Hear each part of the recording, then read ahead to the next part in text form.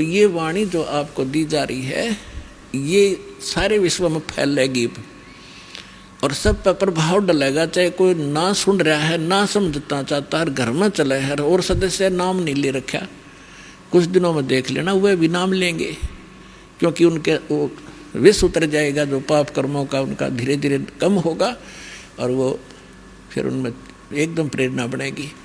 अब जैसे खेत में हमने देखा ये ट्रैक्टर वाले ऊंचे शोर में ऐसी बेहुदी भजन गाने रागनी वो गाते हैं, ट्रैक्टर चलाते हैं और वहाँ पर भगवान के भक्त अपना कान में लीड ला के और कोई मंत्र सुन रहा होगा या कोई शब्द सुनेगा, ट्रैक्टर चलाते चलाते नित्यनेम कर रहा होगा और सुन रहा होगा, मजदूरी करते करते भी आप ये कर रहे होंगे।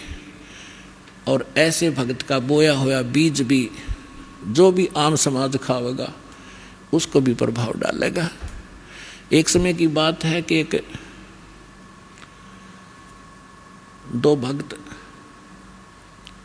दो संत बने हुए थे, उन्हें चेले बना रखे थे। अब थोड़ा बहुत अध्यात्म ज्ञान इनको होता है तभी तो ये थोड़े बहुत आम समाज के अंदर पूजे हो जाते हैं। तो वो भक्त दो संत थे, एक संत कहने लगा चल मेरे शिष्य हैं वहाँ चलते हैं, वो दूसरा भी साथ चला गया। तो जिसके वो जाकर रुके उस बहन ने नाम ले रखा था, दीक्षा ले रखी थी। उसके घर उसकी बहन आई हुई थी, उस बहन की बहन, और उसकी बहन की लड़की विधवा हो गई थी और वो बहन बड़ी टेंशन में थी। तो जो उपदेश प्राप्त थी उस बहन ने अपनी उस बहन को जो अनुपदेशी थी उससे कहा कि बहन रोटी बनवा दे, मेरी मदद कर दे, खाना बनवा दे, साधु संत आ रहे हैं। तो उस बहन ने वो खाना बना दिया जिसकी बेटी विधवा हो चुकी थी। उसी टेंशन में थी वह, क्या होगा मेरी बेटी का, छोटे छोटे बालक हैं, हाय भगवान के ऊपर कैसे गुजारा होगा, माता पिता को तो बड़ा टेंशन बनी रहती है।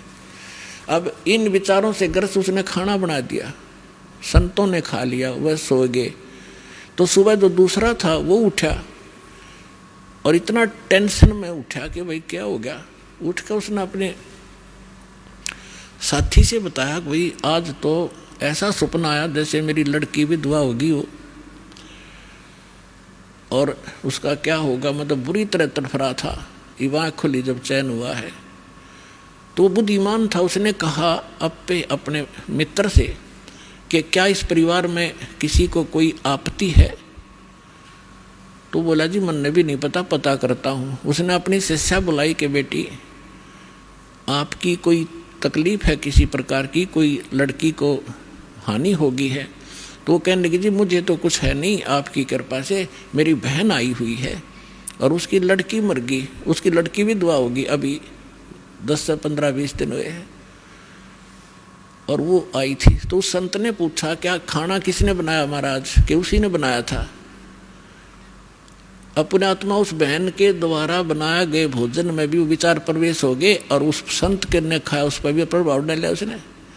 तो इसी प्रकार अब ये अच्छे वचन, अच्छे ज्ञान, अच्छी वाणी जो भी जैसे कोई कहीं भी इस क्रिया कर रहा है तो उसी के अंदर प्रवेश करेगी। जैसे कोई सेठ है बैठे बैठे मंत्र कर रहा है और काम क्या वहाँ पर वाणी ला ले अपने भगवान की, दुकानदार है या कोई किस मजदूर है और कहीं भी जो कार्य करता है अपना, तो वहाँ क्या होगा कि उस सामान के ऊपर भी इसका प्रभाव पड़ेगा, जो और खरीद के ले जाएंगे उनको भी असर होगा।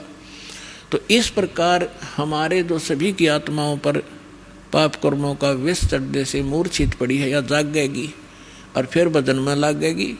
तो इस प्रकार इस परमात्मा का जो ये इंस्ट्रूमेंट बनवाने का जो उद्देश्य था, प्रयोजन, ये कोई ऐसे नहीं है।